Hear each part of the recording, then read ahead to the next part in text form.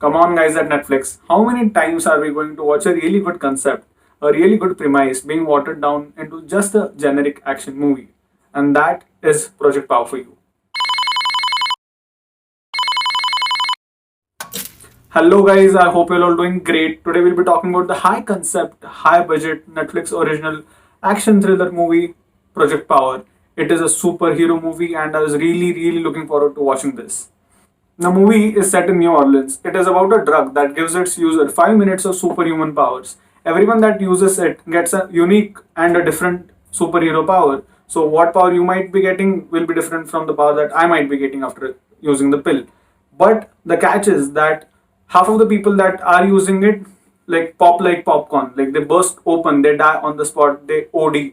And this is a very unstable pill, and the bad guys are trying to stabilize it, weaponize it, and guess what the good guys are trying to do? Stop them.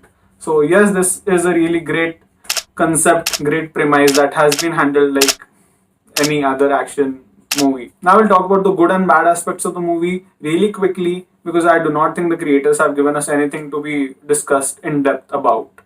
We'll start off with the things that they could have done a little better. The first and foremost thing that really disappointed me after watching the movie is the story.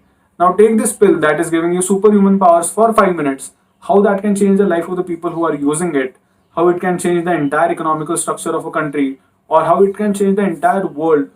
Has that been explored by the creators? No. What has been explored by the creators?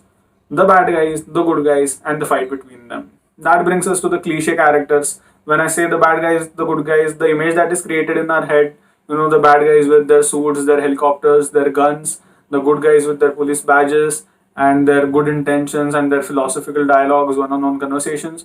That is what the movie is about. There is no depth or personality to the characters in the movie. The character that is played by Joseph Gordon Levitt, I do not know what his motivations are, who his family is. I do not know anything about Jamie Foxx except for the fact that he is ex special forces that gives him the skill set conveniently for this particular role. And I do not know much about the villains either. They're just the bad guys who are experimenting on the innocent drug addicts. Do one thing, pick any action movie, and it will have all these characters in it. Coming to the core of the movie, that is the superpowers in the movie. I was really disappointed to see that all the superpowers we have already seen before. We have seen people turning invisible. We have seen people catching fire. We have seen people with bulletproof skin. We have seen people with claws and self healing and stuff like that. So that particular aspect of the movie, there is no creativity in it as such. They've just made Krish 3 sort of a superhero movie. At least in Krish 3, we had Heath Ledger playing Carl. जो विवेक ओबरॉय ने काल perform किया है वो Heath Ledger का joker जो Batman में perform किया था वैसे है. And then there are a couple of other things that I did not like in the movie much. Like the background music was too loud at times, it was overbearing. And one major problem that I have is that I did not feel the threat to the main characters. It is supposed to be difficult fighting superhumans, but I never felt that threat to the main characters. Even in the climax scene, it felt like more of a cakewalk. So that is where the movie really failed for me, sort of. I think the main issue with Netflix is that people are watching everything that they pump out. So the content on Netflix is very mediocre right now. All the movies that they are producing, all the superhero movies like Bright, Old Guard, and now Project Power, they're very mediocre at best. Great concepts, but have they been implemented well? Sadly, no, they haven't.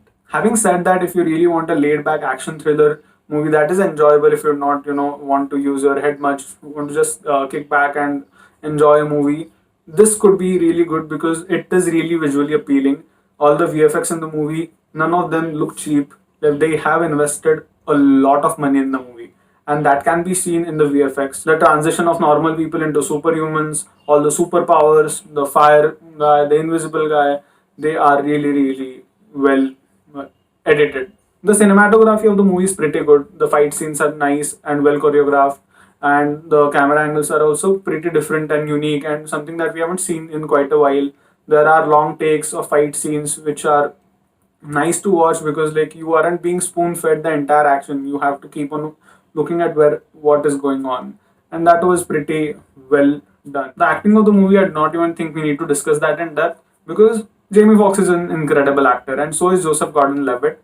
And the person who really stood out for me in the movie was Dominic Fishback, because like she has to play a character that is, young and naive and street smart at the same time. So that was really fun to watch. My final verdict about this movie: I do not know how to rate movies. I do not know how to calculate and give them numbers. So all I'll say is this: if you want to watch a really good superhero movie, watch the DCEU, watch the MCU, watch The Boys from Amazon Prime, or watch Bhavesh Joshi Superhero for that matter, or even Krish 1.